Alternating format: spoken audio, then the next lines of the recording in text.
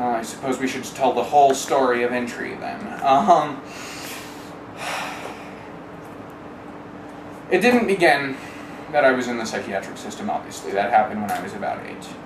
That came by way of some people my parents were talking to that decided I had more wrong with me than just being smart. Because shortly before the time that I was 8 years old, I had actually been identified to have a fairly ridiculously high IQ, and to have actually been engaged in some things that, very private sort of stuff that was for those types of kids. It wasn't a public system thing. The state would never fund shit like that, and it wasn't even a system thing.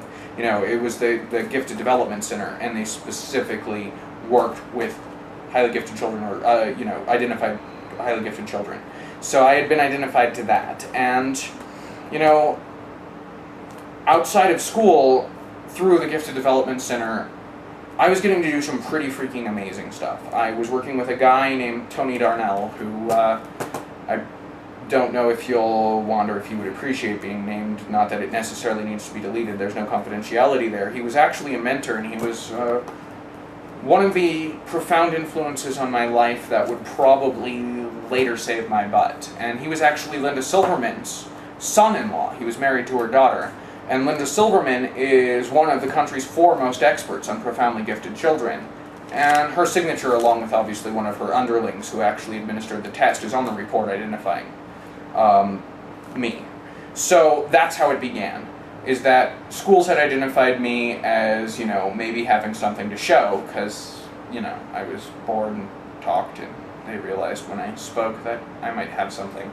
But it wasn't bad then that I might have. It wasn't until later that my speech became construed that way. So, gradually in school, more and more annoying things were happening, because outside of school, I was programming computers. I was learning about chemical reactions, the elements. I actually, very simple, AX plus B equals, 0 type equations I was solving in my head, but, I was 7. So that began, and then they decided that there was more wrong with me, because at school, they were teaching me to add and subtract, and I kept being, hyperactive and fidgety and distractible for some reason. Can't imagine why, adding and subtracting were fun. But, the combination of the school and, my parents went back to see these experts, and they're like, well, based on what you're describing, this probably isn't simply a result of giftedness. So I ended up with a psychiatrist, and I was on Ritalin for a short time. And the Ritalin really didn't make me any better, because I was bored instead of hyperactive. And in fact, putting a kid on stimulants probably isn't that smart when they're bored. But, I also sort of started to hallucinate on the Ritalin. I've even disclosed that I've entertained a number of discrete theories on this issue before. And I will never be able to fully probably say exactly what happened, but I definitely started to hallucinate as a result of the Ritalin, or maybe something funky my mother was doing, or maybe some biological process, but, if you forgive the post hoc ergo propter hoc, I'm going to go with the Ritalin, and given that it is a known consequence of Ritalin sometimes in very young people, it's hardly an implausible, if not solidly proved, hypothesis.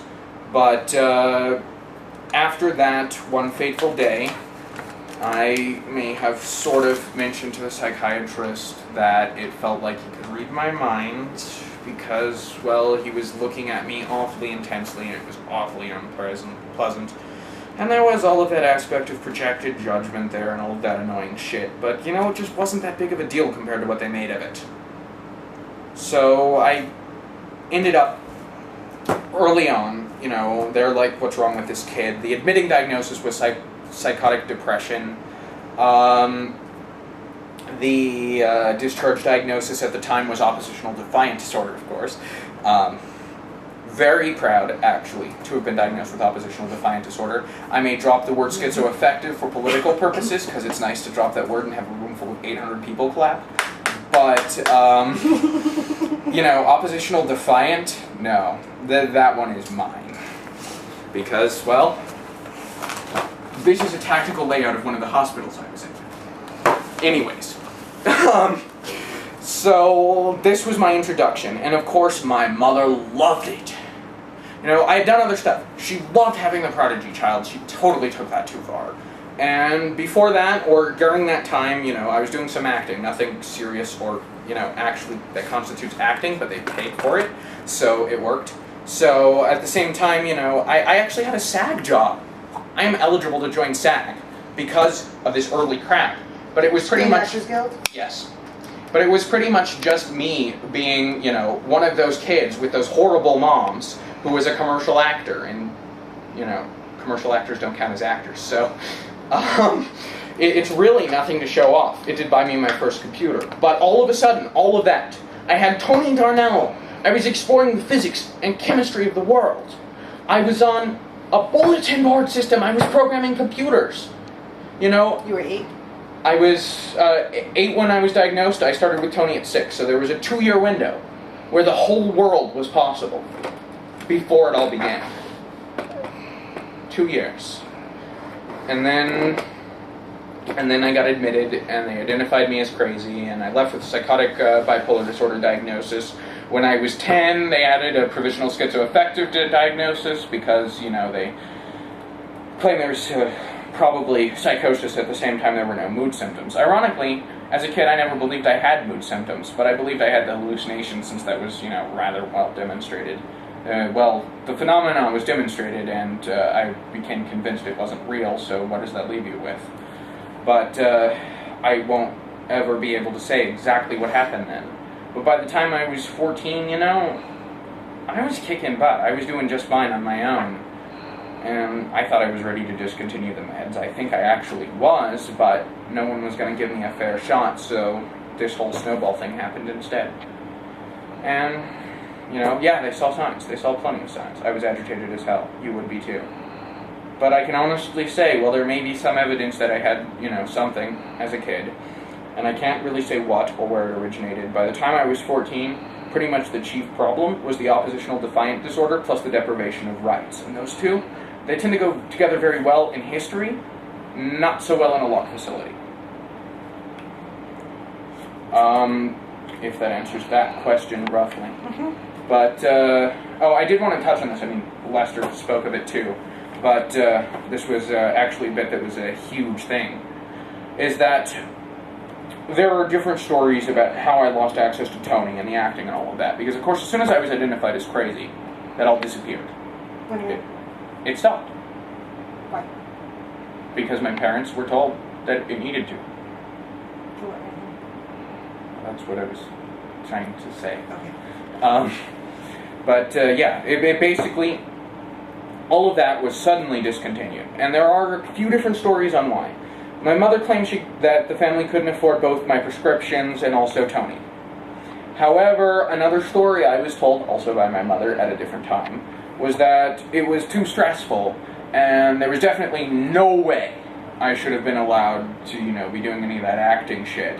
And the thing with Tony and all of those advanced concepts were clearly just frying my brain. And while I was, you know, my first psychiatrist did not doubt that I was highly intelligent. That didn't start till I was in the public system. I'm told, I was never told this directly, I was told it through family, it is hearsay, that it was too stressful and that it would damage me psychologically. So I went from having all of this to having none of it. I didn't even have to fucking log into the objective anymore, which was the bulletin board system I was on. And honestly, the acting job, which got me the computer, and then I ended up on the bulletin board system, probably set the rest of my life up. I just had to sort of fight some battles with psychiatrists for 8 years first. But it was a significant loss, because I don't know that I did anything useful for the next 8 years. At all. And it wasn't my choice.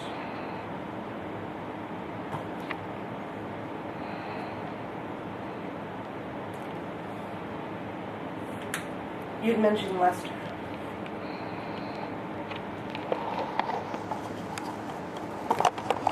Oh, I I was just noting that affinity with the whole, it's too stressful, you should really stop having any goals or desires or dreams. You need to accept that your brain is broken and that you are limited in what you can do. And, well, I'm not limited in anything. What does it mean to be a young person and get those messages?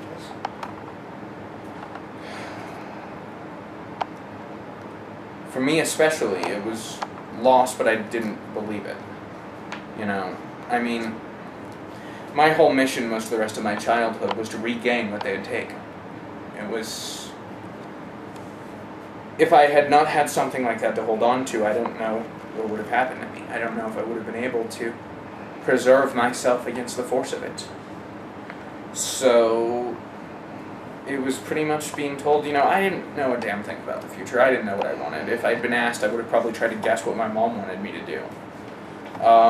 You know, I would have probably tried to supply the smart kid stereotypical answer. I wanted to be a rocket scientist or a neurosurgeon. Especially a neurosurgeon, that one would be funny. It's pink.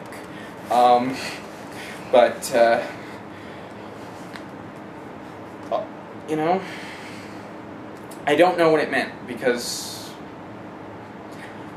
I went from being told that anything in the world was possible, and then there was this question of what would be possible. And I just thought it was people being assholes, but at the same time, the fact that they wanted to limit my future and would have the means to do it for a long time, I can't say. You're gonna code what I'm pointing at, aren't you? No. But there is something significant about the way people use their hands when they talk about this experience, and it keeps on happening. Really, it's a here and there kind of thing. Yeah, none of this was in this place, though, but I keep putting my hands in the brooms for some reason. Random rooms.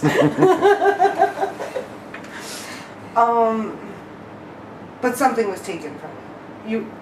Oh, I should mark this, by the way. These fuckers also had wire mesh on all the windows. There.